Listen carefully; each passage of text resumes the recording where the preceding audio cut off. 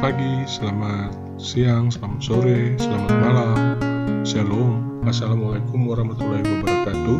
Kita kembali berjumpa dalam kuliah statistika bisnis. Dan pada kesempatan ini kita akan membahas tentang analisis korelasi. Bagian yang pertama, analisis korelasi oleh karena memiliki banyak topik atau materi, maka saya bagi dalam dua bagian. Pada bagian pertama ini kita akan membahas tentang dasar-dasar dari analisis korelasi. Kemudian di pertemuan berikutnya kita akan membahas tentang analisis korelasi dalam konteks yang lebih lanjut, lebih advance. Ditambah dengan nanti kita akan membahas bagaimana melakukan analisis korelasi dengan menggunakan software komputer atau software statistika komputer, yaitu SPSS. Baik, kita mulai saja pembahasan materi kita pada saat ini. Kita mulai dengan apa itu analisis korelasi. Jadi analisis korelasi merupakan salah satu teknik statistika yang digunakan untuk menganalisis hubungan antara dua variabel atau lebih yang bersifat kuantitatif, di mana variabel-variabel tersebut harus memiliki data yang berskala minimal ordinal, kemudian bisa juga interval dan rasio. Sementara untuk skala nominal tidak bisa dilakukan analisis dengan menggunakan analisis korelasi. Kata kunci dari analisis korelasi ini adalah kita menguji hubungan antara dua variabel atau lebih. Jadi bisa hubungan antara dua variabel atau bisa menguji hubungan antara 3, 4, sampai 5 variabel atau lebih, ya. Yang sekali lagi variabel-variabel tersebut memiliki data yang bersifat kuantitatif. Pertanyaannya adalah bagaimana kalau data tersebut memiliki atau bersifat kualitatif? Itu pun bisa dianalisis dengan menggunakan analisis korelasi, asalkan data yang kualitatif itu kita buat menjadi data kuantitatif terlebih dahulu. Selanjutnya, korelasi itu memiliki dua jenis secara umum, ya. Ada yang kita sebut dengan simple correlation, ada yang kita sebut dengan multiple correlation. Simple correlation atau korelasi sederhana dikatakan demikian jika hubungan yang dianalisis itu terdiri dari dua variabel saja. Sementara kalau disebut multiple correlation jika hubungan yang dianalisis itu terdiri dari lebih dari dua variabel saja. Nah, kemudian dasar pemikiran dari adanya analisis korelasi ini, pertama, bahwa adanya perubahan sebuah variabel itu bisa disebabkan atau bisa akan diikuti dengan perubahan variabel yang lain. Kalau seandainya variabel yang pertama berubah diikuti dengan variabel yang lain juga berubah, maka bisa dikatakan, bisa dianalisis kemungkinan besar antara dua variabel itu memiliki hubungan. Nah, pertanyaan selanjutnya adalah berapa besar angka perubahan yang terjadi tersebut? Nah, itu dalam analisis korelasi dinyatakan dalam koefisien korelasi dengan simbol R kecil, di mana semakin besar koefisien korelasi, maka semakin kuat hubungan atau perubahan antar variabel yang terjadi dalam model. Maksudnya dalam model ini ketika kita mencoba menetapkan variabel A dan variabel B yang kita uji atau kita cari hubungannya, maka kita akan membuat hubungan antara kedua variabel itu dalam sebuah model. Nah, selanjutnya koefisien korelasi itu berkisar di antara -1 sampai dengan 1 atau +1. Ya, jadi tanda negatif kalau seandainya itu muncul dalam koefisien korelasi, itu menyatakan antar dua variabel itu memiliki hubungan yang negatif. Sementara kalau dia memiliki koefisien korelasinya memiliki tanda positif, itu berarti antar dua variabel itu memiliki hubungan yang sifatnya positif. Sementara angka 0 menyatakan antar dua variabel itu tidak memiliki hubungan. Jadi kalau dibuat dalam sebuah garis kontinum, maka akan seperti ini bentuknya. Jadi kita akan menemukan ada yang nilai R kecilnya negatif, maka kita sebut korelasi negatif, berkisar antara -1 sampai dengan 0. Sementara kurang dari 0 maksudnya. Kemudian korelasi positif apabila kita mendapati nilai R kecilnya itu berkisar dari 0 sampai dengan 1. Nah, pola hubungan positif, negatif, dan tidak ada hubungan antar variabel itu bisa digambarkan seperti gambar ini. Kalau hubungan positif berarti jika X naik maka Y-nya juga naik, atau sebaliknya, jika X turun maka Y-nya juga turun. Sementara kalau hubungan negatif dapat diartikan sebagai jika X naik maka Y akan turun, dan sebaliknya, jika X turun maka Y akan naik. Sementara kalau tidak ada hubungan, maka bentuknya seperti ini, bahwa antara X dan Y itu tidak memiliki hubungan sama sekali. Kemudian, contoh nyata bentuk dari korelasi baik positif negatif adalah seperti ini. Jadi kalau untuk korelasi positif, misalnya hubungan antara harga dengan penawaran. Kenapa disebut positif? Karena kalau biasanya atau umumnya jika harga naik, maka jumlah penawaran barang juga itu akan ikut meningkat. Ini menunjukkan bahwa antara harga dan penawaran memiliki hubungan yang positif.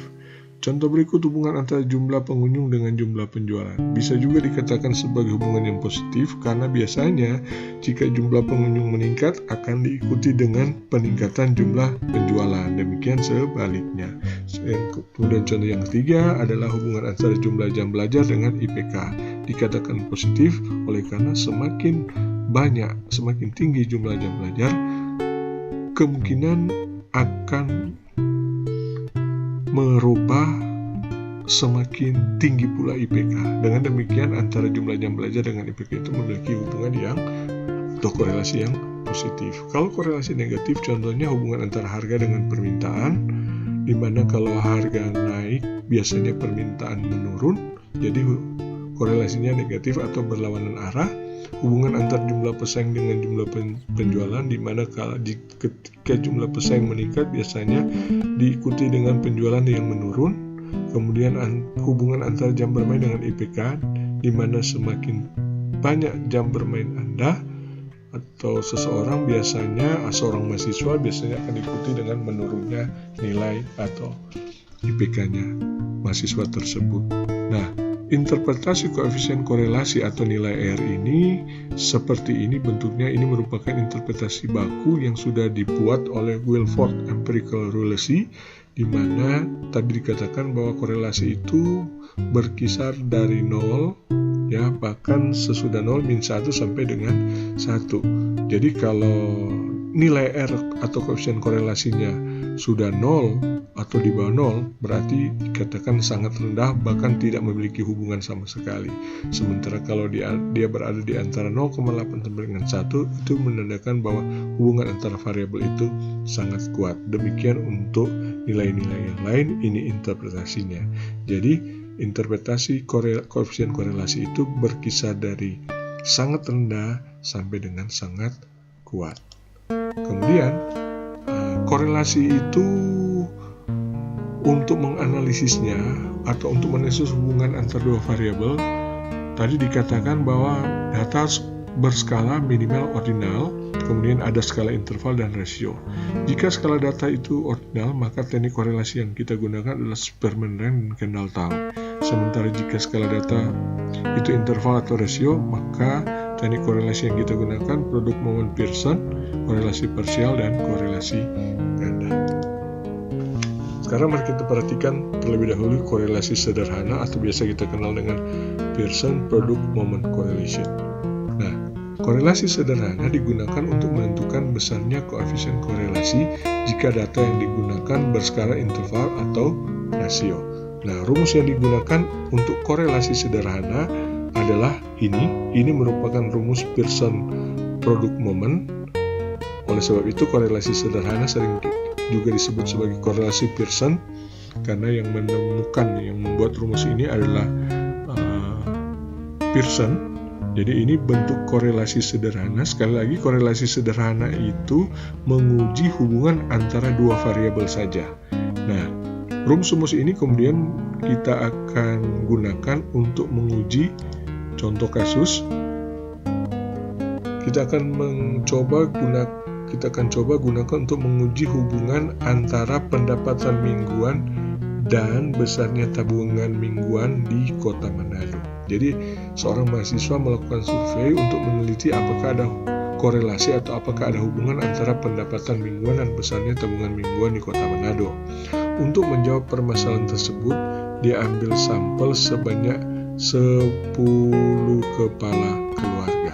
Nah, 10 kepala keluarga ini kemudian nanti akan kita analisa apakah memiliki hubungan antara pendapatannya dengan tabungannya. Nah, untuk memecahkan kasus tersebut, maka langkah-langkah penyelesaiannya kita harus buat seperti ini.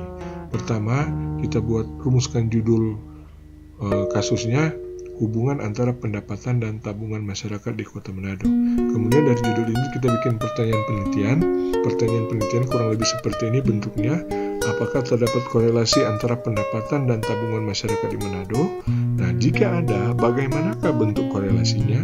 Kemudian yang ketiga, kita membuat hipotesis atau dugaan. Dugaan merupakan jawaban sementara terhadap pertanyaan penelitian, khususnya pertanyaan yang pertama.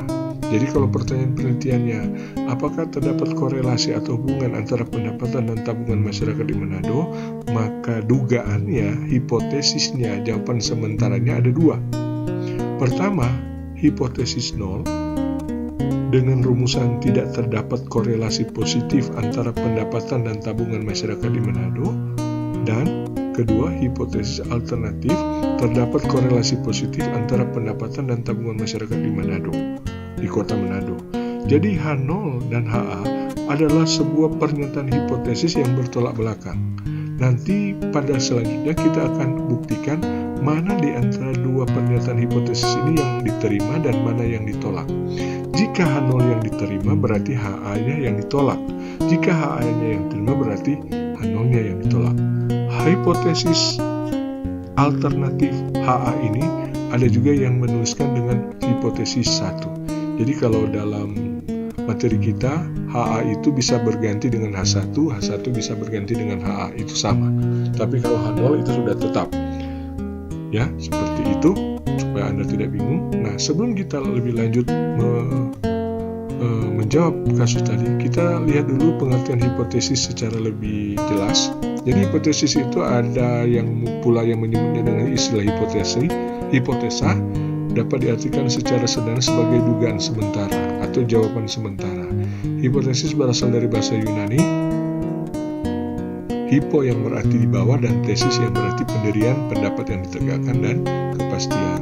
Nah, jika dimaknai secara bebas, maka hipotesis berarti pendapat yang kebenarannya masih diragukan. Artinya, kalau kita membuat hipotesis seperti ini baru pendapat, ini baru dugaan yang belum tentu benar. Oleh karena itu kita akan uji mana di antara dua hipotesis ini yang diterima dan mana di antara dua hipotesis ini yang ditolak. Itulah sebabnya dikatakan pendapat yang kebenarannya masih diragukan, artinya masih perlu diuji.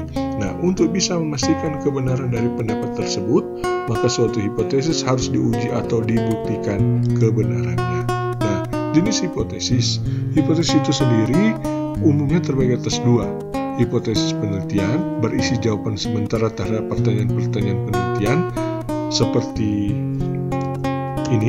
ini disebut hipotesis penelitian. Kemudian hipotesis statistik adalah pernyataan atau dugaan mengenai keadaan populasi yang sifatnya masih sementara, sama dengan hipotesis penelitian atau lemah tingkat kebenarannya, namun ada penambahannya yang kita tambahkan saja yang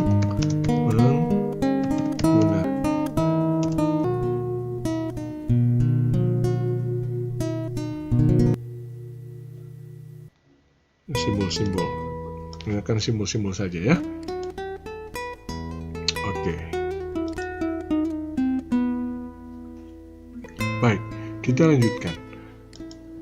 Nah, perbedaan hipotesis penelitian dan hipotesis statistik berdasarkan jenisnya. Pertama, hipotesis komparatif.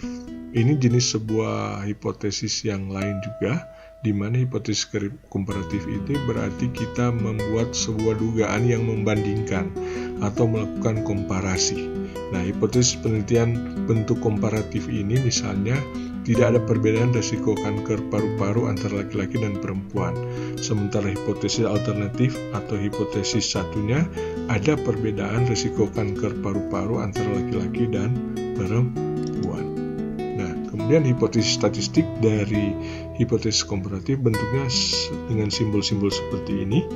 Kemudian yang kedua, jenis hipotesis asosiatif, dugaan atau jawaban sementara terhadap rumusan masalah yang mempertanyakan hubungan antara dua variabel penelitian. Contohnya, hipotesis penelitian ada hubungan antara tingkat pendidikan dan tingkat penghasilan, ada hubungan antara tingkat pendidikan dan tingkat penghasilan. Sementara hipotesis statistiknya seperti ini, ya. Kemudian ada, kita kembali ke soal tadi, ke soal slide nomor 14, ini bentuk hipotesis penelitian, ya. Tidak terdapat korelasi positif antara pendapatan dan tabungan masyarakat di Manado.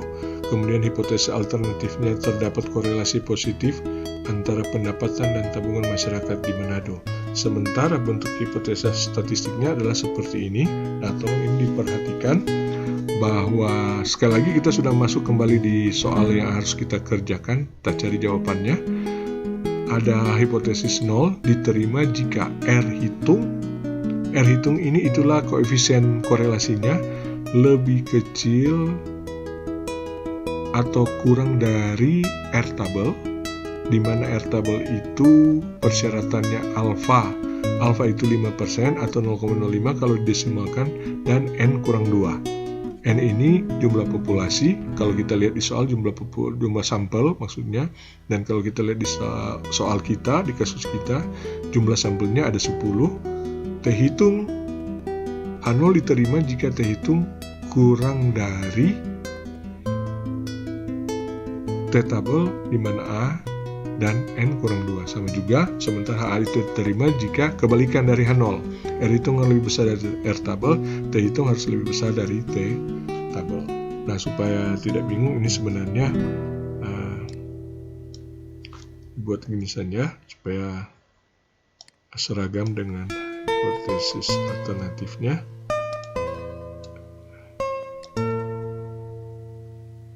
Iya. Nah, selanjutnya soal tadi kita sampai ke langkah yang kelima. Jadi tadi N-nya ada 10 kepala keluarga. Kemudian ini datanya kita buat dalam bentuk tabel.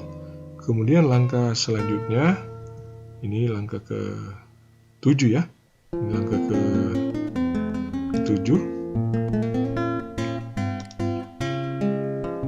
Tabel ini kita operasionalkan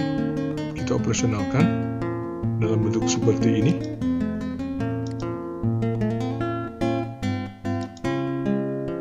Nah, ini dia. Jadi ini data pendapatan 10 kepala keluarga dan data tabungan.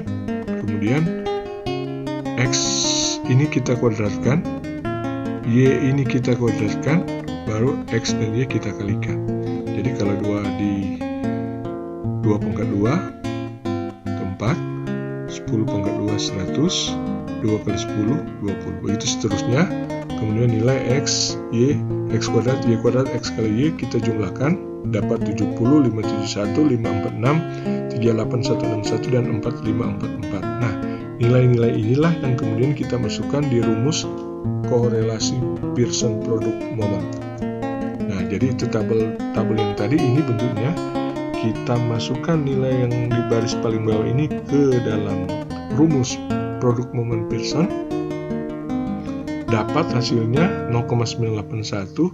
0,981 inilah kemudian kita uji dengan kriteria R hitung, di mana R hitung harus ternyata 0,981 lebih besar dari R tabel, di mana R tabel 0,549. Dari mana angka 0,549 sini? Nanti kita akan bahas di slide selanjutnya. Kalau kita menggunakan kriteria T hitung, maka nilai T hitungnya 14,233. Dan T hitung ini 14,233 ternyata lebih besar dari T tabel 2,30. Dari mana nilai 2,30 ini akan kita bahas di slide berikutnya. Jadi untuk menentukan apakah hipotesis itu diterima atau ditolak, baik itu H0 atau HA, kita punya dua kriteria. Pertama, kita menggunakan kriteria R hitung. Kemudian yang kedua, kita menggunakan kriteria T hitung. Ya, hipotesis diterima apabila R hitung tadi dikatakan di slide-slide sebelumnya, apabila R hitung lebih besar dari R tabel atau T hitung lebih besar dari T tabel. Jadi berdasarkan data yang ada setelah kita uji pakai rumus korelasi produk pembebasan, diperoleh R hitungnya 0,981, T hitungnya 14,233. Mohon diperhatikan bahwa rumus R hitung berbeda dengan rumus T hitung ya. Kalau ini R hitung ini pakai rumus Pearson produk moment, kalau T hitung ini pakai rumus ini.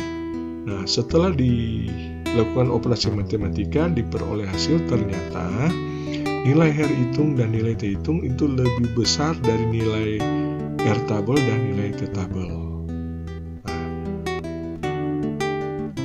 jadi angka-angka ini kemudian kita tarik kesimpulan di mana karena R hitungnya lebih besar dari R tabel, maka HA diterima. Karena T hitung lebih besar dari T tabel, maka HA diterima. Apa pernyataan hipotesis HA itu? Kita balik lagi ke hipotesis tadi. Terdapat korelasi positif antara pendapatan dan tabungan masyarakat di Manado. Jadi, berdasarkan hasil analisis, ternyata R hitung dan T hitungnya lebih besar dari R tabel dengan T tabel. Dengan demikian, HA diterima. Artinya, terdapat korelasi positif antara pendapatan dengan tabungan mingguan di Kota Manado. Kalau diartikan lebih lanjut, jika pendapatan meningkat, maka akan meningkatkan tabungan masyarakat di Kota Manado. Kenapa disebut memiliki korelasi positif? Karena nilai R hitung dan T hitung ini, T hitung dan R hitung ini bernilai positif, terutama yang nilai R hitung ini 0,981. Kalau kita mengikuti aturan bahwa 0,981 memiliki hubungan yang dapat diinterpretasikan sangat kuat karena sudah mendekati 1.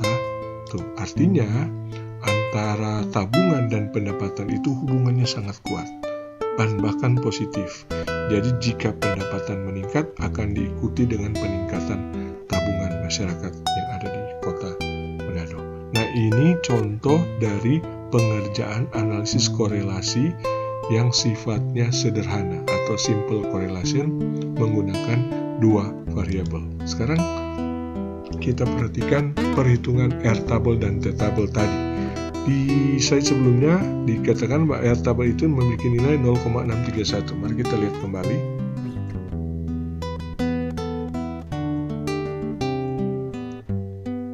Sorry, kelewatan. 0,549 ya, 0,549 dan T tabel 2,30, 0,549. Berarti ini kita rubah ke 0,549. Oke. Nah, dari mana nilai 0,549 ini? Nah, kita lihat di tabel R. Ini adalah tabel R. Tabel ini biasanya ada di belakang buku-buku, lembar belakang buku-buku statistika. Tabel ini juga bisa di-download dari internet. Anda buka saja search engine Google, kemudian ketik tabel R, maka tabel ini akan muncul dan bisa di-download. Kemudian 0,549 ini angkanya. Dari mana angka ini? Mari kita lihat aturan mainnya. Nilai DF ini degree of freedom, nilai derajat kebebasan sama dengan N kurang 2. N ini jumlah sampel kita yang tadi ada 10, jadi 10 kurang 2 itu 8. Nah, 8 ini dia barisnya. Kemudian cara membaca tabel R-nya, kita lihat tabel L produk momen pada signifikansi 5%, ya, di mana didapat angka R tabel, sekali lagi robah,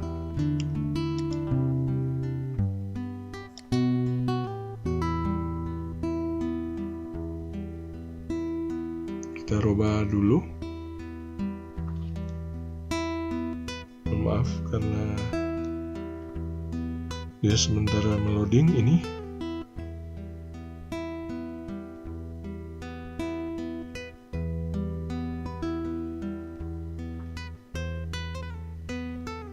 Ya, kita ganti menjadi 0,549. Oke, setelah itu, nah, tolong diperhatikan 0,549 ini diperoleh di baris ke-8 karena degree of freedom 10 kurang 2 sama dengan 8. 10 ini jumlah sampel kita.